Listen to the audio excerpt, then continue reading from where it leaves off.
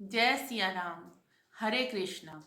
जैसा कि आज बहुत ही महत्वपूर्ण दिन है और आज है पुत्रदा एकादशी, तो मेरे मन में आया कि मुझे इसके बारे में कुछ पता है तो कथा मैं आप सबसे भी शेयर करूं। तो इसीलिए मैं आपको इसकी कथा सुनाती हूँ। प्राचीन समय में, बहुत पुराने द्वापर समय की बात है, एक राजा था। उसका नाम था सुकेतुमान। उसके यहाँ कोई संतान नहीं थी और वो बहुत ही अच्छा राजा था। उसकी प्रजा बहुत सुखी थी, बहुत दान धर्म सब करता था, लेकिन उसे संतान का सुख प्राप्त नहीं था। इसे लेकर वो बहुत दुखी रहता था। एक बार तो यहाँ तक उसने आत्महत्या तक का सोच लिया, लेकिन ये पता था कि आत्महत्या करना खुद में अपने आप में एक पाप है, तो उसने ये विचार भी मन से त्याग दिया। तो और अपनी पत्नी के साथ खूब दान धर्म ऋषियों की सेवा सब करता था। एक दिन वो सुबह सुबह उसके मन में आया और वो वन की तरफ चला गया।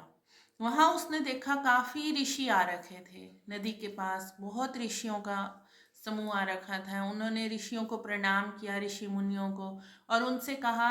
ऋषि मुनियों ऋषि मुनि जो थे उसकी सेवा से बहुत प्रसन्न हुए।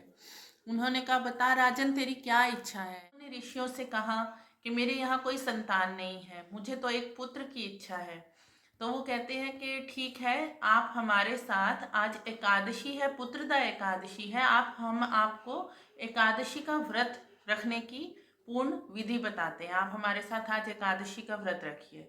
तो वो पूरा दिन उन्हीं ऋषि मुनियों के साथ रहा और उन्होंने उस व्रत का पालन किया अच्छे से, और अगले दिन द्वादशी के दिन व्रत का पारण भी किया, और करके वो अपने राज्य में वापस आ गया।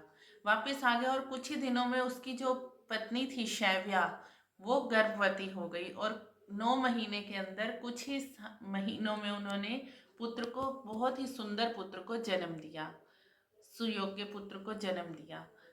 इसीलिए पुत्रदा एकादशी का बहुत ही महत्व माना गया है, खासकर उनके लिए जिनके यहाँ कोई संतान नहीं है। अगर आपको मेरी कथा पसंद आई हो तो please like share and subscribe. Krishna. जय सिया राम।